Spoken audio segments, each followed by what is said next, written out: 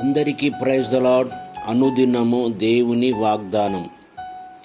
పాపులను రక్షించుటకు యేసుక్రీస్తు లోకమునకు వచ్చెను. 1 తిమోతి 1:15. ప్రియులారా, అపోస్తులైన పౌలు 1 తిమోతి 1:15 మనం చూసినట్లయితే, పాపులను రక్షించుటకు యేసుక్రీస్తు లోకమునకు వచ్చెను. యేసు ప్రభు ఈ లోకానికి రావడానికి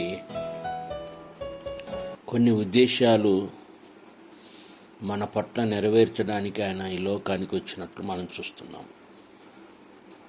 మానవుని యొక్క రూపాన్ని దాల్చుకొని మహిమను విడిచిపెట్టి ప్రతి మానవుడు నశిస్తున్నాడని, నశించకుండా నరకానికి వెళ్ళకుండా ఆ నరకంలో నుండి తప్పించుటకు ఆయన ఈ లోకానికి ఒక రక్షకుడుగా ఈ లోకానికి వచ్చి ఆ పాపము నుండి మనం విడిపించడానికి, రక్షణ ఇవ్వడానికి ఈ లోకానికి వచ్చినట్లు మనం చూస్తున్నాం.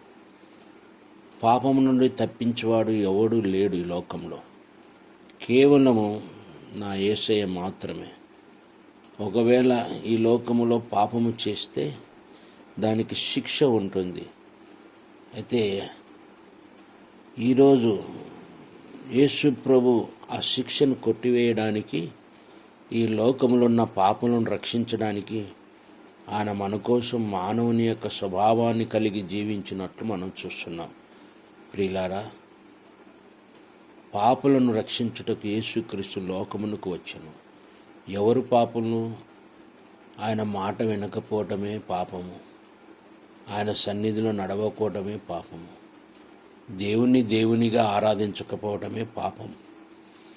ఈ పాపాన్ని మనం ఒప్పుకొని నా కోసం వచ్చావని ఆయన కల్వరి వైపు చూస్తే సంపూర్ణ రక్షణ నీకు దయచేసే దేవుడు. మరి ఈ వాగ్దానాన్ని నమ్మి విశ్వాసం కలిగి జీవిద్దాం. దేవుడు మిమ్మల్ని దీవించునుగాక.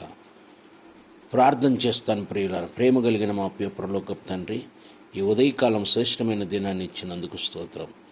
తండ్రి, మీరు చెప్పిన వాగ్దానాన్ని, పాపులను రక్షించుటకు యేసుక్రీస్తు లోకమునకు వచ్చెను. మీరు రావడానికి ఉద్దేశాలు మానవుణ్ణి రక్షించడానికి, పాపకూపములో ఉన్న మానవుని రక్షించడానికి వచ్చారు. ఆ పాపమును తీసివేసి మలినమును కడిగి నిత్య రాజ్యానికి వారసులుగా చేసుకొనటానికి లోకానికి వచ్చారు. అటు కృపతో ప్రతి బిడ్డను నింపమని, వాగ్దానము నమ్మి విశ్వాసముంచి నీ సన్నిధిలో నడుచుకుని కృప దయచేయమని యేసు నామమున అడుగుచున్నాము తండ్రి. ఆమేన్.